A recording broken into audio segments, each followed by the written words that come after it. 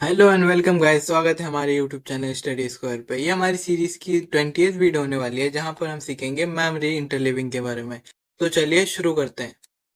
जैसे कि आप देख सकते हैं मेमोरी इंटरलीविंग। अब ये मेमोरी इंटरलीविंग क्या होता है? बेसिकली गाइस, हम मेमोरीज को इकट्ठा एक्सेस करने की जगह क्या करते हैं, मॉड्यूल्स में डिवाइड कर देते हैं, जिससे हमारी एक्सेसिंग जो टाइम होती है वो बढ़ जाती है और हमारा जो डेटा होता है वो भी सेव रह पाता है। जैसे कि आप स्क्रीन में भी देख सकते हो, technique to improve memory access speed by dividing memory into modules, मतलब छोटे छोटे चंक्स में, पार्ट्स में डिवाइड कर देते हैं, जिसको हम मॉड्यूल्स कहते हैं। पैरेलल एक्सेस करता है, मतलब हम जैसे डिवाइड कर देते हैं अपने डेटा को छोटे छोटे हिस्सों में, और उन छोटे छोटे हिस्सों को हम एक साथ एक्सेस करते हैं, जिससे हमारी जो स्पीड होती है वो इंक्रीज हो जाती है। फॉर एन एग्जाम्पल, मान लीजिए हमारे पास यहाँ पर एक डेटा है। तो अगर हम इस डेटा को एक साथ एक्सेस करेंगे तो उसके लिए हमको टाइम लगेगा टी। ठीक है। अब इसी डेटा को अगर हम अलग अलग हिस्सों में डिवाइड कर देते हैं, ऐसे मान लीजिए 3 हिस्सों में डिवाइड कर दिया, और तीनों डेटा को हम एक साथ एक्सेस कर रहे हैं, मतलब तीन जो हिस्से बनाए थे उन तीनों को हम पैरेलली एक्सेस कर रहे हैं, तो जो हमारा डेटा का एक्सेसिंग टाइम होगा वो क्या हो जाएगा, टी डिवाइडेड बाई 3। मतलब स्पीड कम हो गई, जिससे क्या होगा, एक्सेसिंग जो टाइम था वो रिड्यूस हो गया।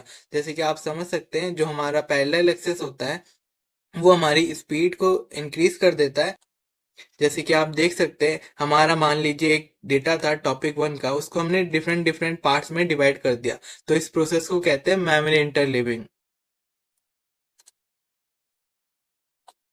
अब इस मेमोरी इंटरलीविंग के दो टाइप्स होते हैं। कौन कौन से? लो ऑर्डर इंटरलीविंग और high order interleaving. Low order interleaving में क्या होता है, consecutive addresses go to different modules, और हाई ऑर्डर इंटरलीविंग में क्या होता है, blocks of address go to separate modules. इसको डायग्रामेटिकली समझ लेते हैं। जैसे कि आप देखिए, ये क्या करता है, लो ऑर्डर इंटरलीविंग हमारा जो कॉन्जिक्यूटिव एड्रेस होता है मेमोरी का, वो डिफरेंट अलग अलग मॉड्यूल्स में स्टोर करता है। जैसे आप देख सकते हैं, हमारा मेमोरी एड्रेस 1 यहाँ पे स्टोर किया, मेमोरी एड्रेस 2 यहाँ पे स्टोर किया, मेमोरी एड्रेस 3 यहाँ पे स्टोर किया। मतलब हमारे जो मेमोरी लोकेशंस है वो 3 अलग अलग मॉड्यूल्स में स्टोर करा। वही हमारा हाई ऑर्डर इंटरलीविंग क्या करता है, जो कॉन्जिक्यूटिव मेमोरी एड्रेस होती है वो सेम मॉड्यूल में हम स्टोर करते हैं। जैसे आप देख सकते हैं, मेमोरी एड्रेस 1 2 3 4 5 6 हमने जो कॉन्जिक्यूटिव एड्रेसेस थे एक ही मॉड्यूल का इस्तेमाल किया और वहां पर सेव किया। अब इन दोनों टेक्निक्स में कौन सा सबसे अच्छा है, आप बता सकते हैं? कमेंट्स करके बताइए। तो बेसिकली हाई ऑर्डर इंटरलीविंग जो है वो बेस्ट होता है, क्योंकि क्या होता है, जब कंप्यूटर कोई कैलकुलेशन करता है तो जो भी वो मेमोरी लोकेट करता है तो वो आसपास के मेमोरी की लोकेशंस की भी डेटा फैच करता है, जिससे क्या होता है, ये एस्टिमेट करके चलता है कि कहीं ना कहीं आसपास के डेटास भी कंप्यूटेशन में रिक्वायर्ड होंगे, जिसके कारण अगर आप डिफरेंट मॉड्यूल्स में सेव करोगे तो जो इनकी एक्सेसिंग टाइम होती है वो बढ़ जाती है। मतलब इसको अलग अलग लोकेशन में डेटास को जा जाके उठाना पड़ता है। मतलब अगर ये मॉड्यूल 2 में से अगर लोकेशन 2 को एक्सेस करना चाहता है, तो as per the computational work ये मॉड्यूल 1 में से लोकेशन 1 का भी डेटा उठाएगा, मॉड्यूल 3 में से लोकेशन 3 का भी डेटा उठाएगा, जिससे इसकी एक्सेसिंग टाइम बढ़ेगी। जैसे कि आप नॉर्मली समझ भी सकते हो, ये 3 अलग अलग घर में जाकर अलग अलग डेटास निकालेगा। लेकिन हाई ऑर्डर इंटरलीविंग में क्या होता है, ये एक ही घर में रहता है और उसी के आसपास ऊपर नीचे के डेटास निकाल लेता है अपने मेमोरी लोकेशन से, जिससे इसकी स्पीड इंक्रीज हो जाती है। आई होप आपको समझ आ गया होगा कि मेमोरी इंटरलीविंग कैसे वर्क करता है और इनके दोनों टाइप्स कैसे वर्क होते हैं। अब आता है एक टॉपिक, एसोसिएटिव मेमोरी या फिर कैम कह लो। ये एसोसिएटिव मेमोरी रैम के जैसा ही वर्क होता है, लेकिन ये क्या करता है, कंटेंट वाइज चलता है। जैसे कि आप इसका फुल फॉर्म भी देख सकते हो, कंटेंट एड्रेसेबल मेमोरी, जिसको कैम कहते हैं। इसकी डेफिनेशन देखिए, unlike conventional memory, associative memory is accessed by content. जैसे कि हम पहले पढ़ रहे थे, जो हमारा मेमोरी रीड और राइट हो रहा होता है वो एड्रेस पे डिपेंडेंट होता है, मतलब मेमोरी की लोकेशन पे। अगर हम एड्रेस प्रॉपर नहीं लिखते तो हमारा जो डेटा है वो फैच नहीं हो पाता। लेकिन जो कैम है वो क्या करता है, एड्रेस पे नहीं, कंटेंट वाइज चलता है। हमारा कंटेंट हम लिखते हैं और हमारा डेटा उस हिसाब से फैच होता आता है, और ये भी पैरेलली हमारे डेटा को सर्च करता है, जिससे हमारा डेटा जल्दी मिल जाता है। इसके कैरेक्टरिस्टिक्स भी देख सकते हैं, फास्ट डेटा लुकअप, जैसे कि अभी बोला पैरेलली सर्च करेगा तो फास्ट होगा, और कॉमन इन नेटवर्किंग, और ये नेटवर्किंग में ज्यादा इस्तेमाल होता है। आप समझ ही सकते हैं क्यों। अगर आप इस टेबल को भी देखते हैं, ट्रेडिशनल मेमोरी क्या करती है, बाय एड्रेस एक्सेस करती है, और एसोसिएटिव मेमोरी बाय कंटेंट, और ये ट्रेडिशनल मेमोरी बाय सीक्वेंशियल इसको सर्च करती है, लेकिन एसोसिएटिव मेमोरी पैरेलल करती है, जिससे एसोसिएटिव मेमोरी फास्ट बन जाती है और जो हमारी ट्रेडिशनल मेमोरी है वो उसकी स्पीड कम हो जाती है। ट्रेडिशनल मेमोरी हम जनरली यूज करते हैं और एसोसिएटिव मेमोरी हम कंप्यूटेशनल जो हाई लेवल स्पीड के वर्क होते हैं वहां पर इस्तेमाल करते हैं, जैसे कैशिंग और नेटवर्किंग राउटर्स वगैरह में।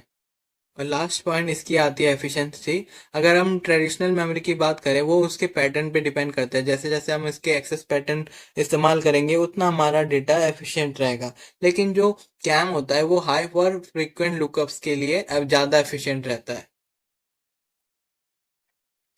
फिर हमारा लास्ट टॉपिक आता है वर्चुअल मेमोरी। अब ये वर्चुअल मेमोरी क्या होती है? हमने फिजिकल मेमोरी के बारे में तो पढ़ा है, रोम रैम के बारे में तो पढ़ा है, लेकिन वर्चुअल मेमोरी क्या होती है? जैसे कि आप स्क्रीन में इसकी डेफिनेशन देख सकते हैं। Technique to make programs think they have more memory than physically available, uses a combination of RAM plus storage. अब ये जो वर्चुअल मेमोरी है वो बेसिकली गाइस एक प्रोग्राम होता है जो क्या करता है, प्रिटेंड करता है, सीपीयू को ऐसे प्रिटेंड करता है कि उसके पास ज्यादा मेमोरी है, जिससे वो अपने जो इंस्ट्रक्शन है, जो लॉन्ग इंस्ट्रक्शन है स्पेशली, उनको वो फैच कर पाए।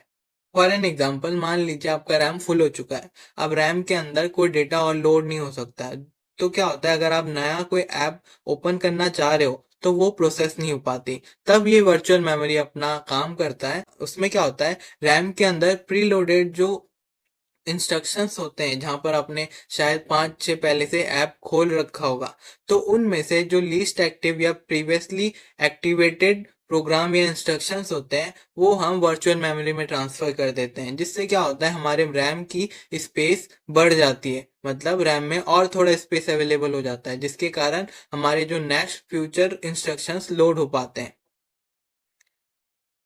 और ये कुछ कॉन्सेप्ट्स पे डिपेंडेंट है क्या? Virtual address concept, physical address concept और पेज टेबल। वर्चुअल एड्रेस मतलब प्रोग्राम के हेल्प से ये वर्चुअल एड्रेस बनाएगा जहां पर मेमोरी को एलोकेट करेगा।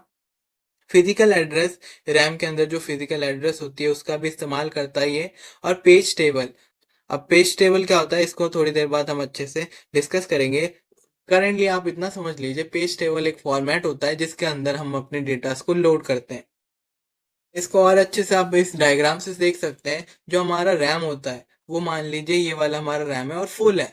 अब इन फुल रैम में हमारा मान लीजिए ये वाले जो पार्ट्स है वो इनएक्टिव है, ठीक है, वो इनएक्टिव है, मतलब इसका भी हम इसमें जो भी इंस्ट्रक्शन है उसको हम अभी इस्तेमाल नहीं कर रहे। तो इन इंस्ट्रक्शंस को वर्चुअल मेमोरी क्या करता है, हार्ड डिस्क में सेव कर देता है, एक ऐसा एरिया बनाता है जहाँ पे इन इंस्ट्रक्शंस को यहाँ पर फॉरवर्ड कर देता है, मतलब स्वैप कर देता है और उनको ऐसे पेज टेबल के अंदर फ्रेम कर देता है। जिससे क्या होता है, अगर मान लीजिए ये अभी हमारे को नहीं चाहिए तो वो हार्ड डिस्क में सेव हो जाती है, क्योंकि हार्ड डिस्क हमारी चीपर वर्जन ऑफ मेमोरी है और बहुत ही ज्यादा कैपेसिटी की भी होती है, तो वहां पर हम टेम्परेली स्टोर कर देते हैं, जिससे हमारा जो रैम है उसमें स्पेस क्रिएट होती है और हमारे इंस्ट्रक्शन फर्दर लोड हो पाते हैं। और मान लीजिए अगर आप इन्हीं डेटा को आप एक्सेस करना चाहते हैं तो ये पेज टेबल के अकॉर्डिंग हमारे वर्चुअल मेमोरी में जो हमने डेटा सेव करे थे वो जल्दी जल्दी स्वैप हो जाते हैं, जिससे इसकी लोडिंग कैपेसिटी बढ़ जाती है और आप ज्यादा से ज्यादा प्रोग्राम को लोड कर पाते हो। क्योंकि क्या होता है, हमारे रैम की कैपेसिटी क्या होती है, 8 से 16 GB, जो कि लार्जर इंस्ट्रक्शंस को फैच करने के लिए लिमिटेड हो जाती है। इस कारण से हम अपनी वर्चुअल मेमोरी का इस्तेमाल करते हैं, जिसके कारण हम लार्जर इंस्ट्रक्शंस को फैच कर पाते हैं, मतलब उसको प्रोसेस कर पाते हैं। अब आता है पेज रिप्लेसमेंट टेक्निक। ये क्या होता है? Page replacement technique basically guys हमारे जो डिफरेंट डिफरेंट हम इंस्ट्रक्शंस ऑन करते हैं, मतलब हम जैसे मान लीजिए कंप्यूटर में अपने 3 अलग अलग सॉफ्टवेयर को इस्तेमाल कर रहे हैं और वो तीनों ओपन है और तीनों को इस्तेमाल करने के कारण आपकी मेमोरी फुल हो गई है। तो पेज रिप्लेसमेंट टेक्निक के इस्तेमाल से हम कुछ डेटा जो रैम में लोडेड है उनको वर्चुअल मेमोरी में सेव कर देते हैं, जिससे हमारी रैम की स्पेस बढ़ जाती है और वो एफिशिएंटली वर्क करता है। और हमको जब वही चीज दोबारा चाहिए होती है तो स्वैपिंग के कारण हमारा वो डेटा जो प्रीवियसली हमने एक्टिवेट किया था वो जल्दी एक्सेस कर पाते हैं। और एक चीज कि यहाँ पर ऐसा नहीं होता, जैसे मान लीजिए आपका कोई ऐप है जो कि 8 GB का है, तो हम डायरेक्टली 8 GB को रैम में लोड नहीं कर रहे होते, हम उन्हीं पोर्शन को लोड कर रहे होते हैं हमारे रैम या फिर वर्चुअल मेमोरी में, जो कि उस टाइम पे रिक्वायर्ड होता है। मतलब उस ऐप के उस पोर्शन पे हम वर्क करते हैं जो उस टाइम पे हम एक्सेस कर रहे होते हैं। रेस्ट ऑफ द तो हमारा हम एक्सेस ही नहीं कर रहे होते, तो उसको हम क्यों इतनी प्रायोरिटी दें। तो उसमें क्या होता है, हम डेटास को चंक्स में फेच कर रहे होते हैं। अब इसके दो टेक्निक्स है, फीफो और LRUO। फीफो क्या होता है, फर्स्ट इन तो फर्स्ट आउट। LRU क्या होता है, लीस्ट रिसेंट यूज्ड। जैसे कि आप नाम से ही आइडिया लगा सकते हैं। जो फीफो टेक्निक होता है उसमें क्या होता है, जो पहले डेटा लोड हो रहा होता है वो पहले हम रिप्लेस करते हैं, और जो LRU होता है, जो लीस्ट एक्टिवेटेड डेटा होता है, उसको हम रिप्लेस कर रहे होते हैं। इसको डायग्राम से समझ सकते हैं।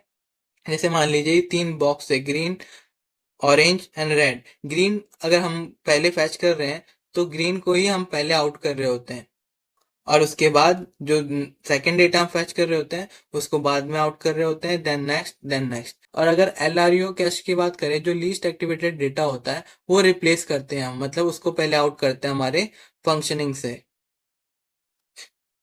तो आज के लिए इतना ही, मिलते हैं अगले वीडियो में।